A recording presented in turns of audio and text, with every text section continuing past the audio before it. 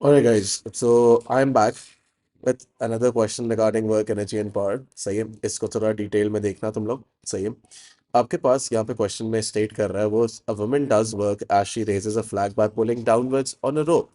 This is shown in figure 4.1. तो एक बंदी है, वो बेसिकली रोप को नीचे खींच रही है एंड फ्लैग ऊपर जा रहा है। अगर फ्लैग ऊपर जाएगा भाई, तो बेसिकली वो फ्लैग कौन सी एनर्जी गेन करेगा? Gravitational potential energy. ये तुम लोगों को पता है क्योंकि वो अबव द ग्राउंड जा रहा है। सही है भाई। अब वो बोल रहा है define what is meant by work done. जब वो मेंट बोले ना, what is meant by work done, meant का मतलब होता है डिफाइन। डिफाइन मतलब यानी डेफिनेशन लिखनी है। तो वर्क डन की डेफिनेशन क्या है? It is the product of force and the distance moved in the direction of force. सही है। यहाँ एक्चुअली क्या हो रहा है कि बंदी जो है आपके पास रोप पे फोर्स लगा रही है नीचे की तरफ, फ्लैग ऊपर जा रहा है। तो मैंने बताया था that in work done force and distance are parallel to each other. तो फोर्स नीचे लग रही है एंड डिस्टेंस ऊपर है, फ्लैग ऊपर जा रहा है, तो क्या हुआ? दोनों एक दूसरे के पैरेलल हुए। यस, दोनों एक दूसरे के पैरेलल हुए। सही है, क्योंकि एक यूं है और एक यूं है, तो बीच में तो इंटरसेक्शन नहीं हो रही। तो they are what? Parallel lines. अच्छा भाई, तो यहाँ पे वर्क डन कर रही है, यानी इन अदर एसेंस मैं ये बोल सकता हूँ कि जो women है that is doing work on the flag while she is pulling the rope downwards and the flag is going up। अब एक और एक कॉन्सेप्ट बहुत जरूरी। जब women वर्क करती है तो फ्लैग ऊपर जाता है, इसका मतलब सारा वर्क डन कन्वर्ट हो रहा है किसमें? जीपीई में। Cause the work done causes the flag to move up, and anything that goes up has a gain in gravitational potential energy। समझ आया? चलो क्वेश्चन देखते हैं। अब वो बोल रहा है part B, the mass of the flag is 0.35 kg। This is the mass of the flag and the flag is raised through a height of 6 metres. सही है भाई, मसला नहीं है। मास दे दिया फ्लैग का, और कितनी हाइट पे रेज हुआ फ्लैग? 6 मीटर पे। सही है। ग्रेविटी स्ट्रेंथ की वैल्यू दे दी 10 न्यूटन पर केजी। सही है। अब वो बोल रहा है calculate the increase in gravitational potential energy. तो increase in gravitational potential energy simply भाई क्या होगा? जीपी निकालनी है। जब वो 6 मीटर पे चली गई, इनिशियल जीपी क्या होगी? यहाँ पे जीरो होगी। जब वो 6 मीटर ऊपर गई तो जीपी रेज होगी, यानी हाइट पे।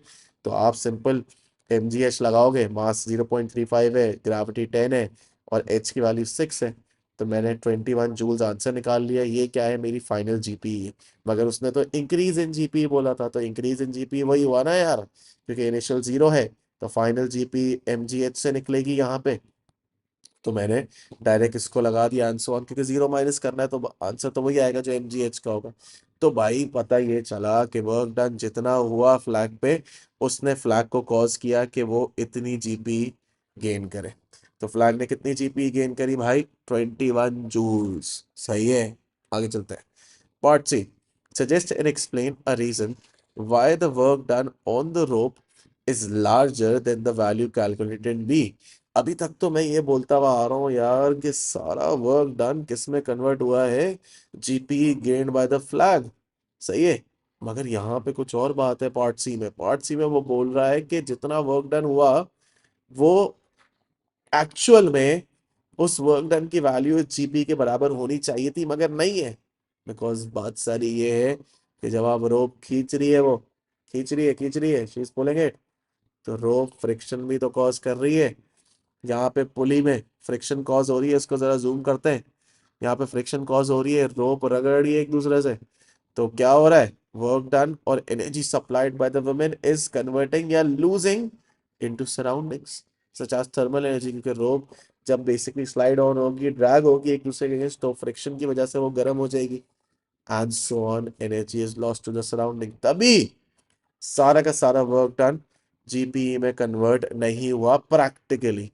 सही है, प्रैक्टिकल सिनेरियो में। तो मैंने यही लिखा है, as sum of the work done includes the lost amount of energy, heat energy, and therefore not all the work done is converted into GPE, and some of the work done is converted into what? Kinetic energy। समझ आए? क्योंकि flag चल भी तो रहा है ऊपर, तो थोड़ा बहुत वर्क डन काइनेटिक एनर्जी में भी तो कन्वर्ट होगा। खाली एकदम से ऊपर डायरेक्ट थोड़ी पहुंच जाएगा विद इन स्नैप, वो टाइम लगेगा उसको। समझ आई? तो this is the question. So we'll be seeing you in the next video also. Till then, bye.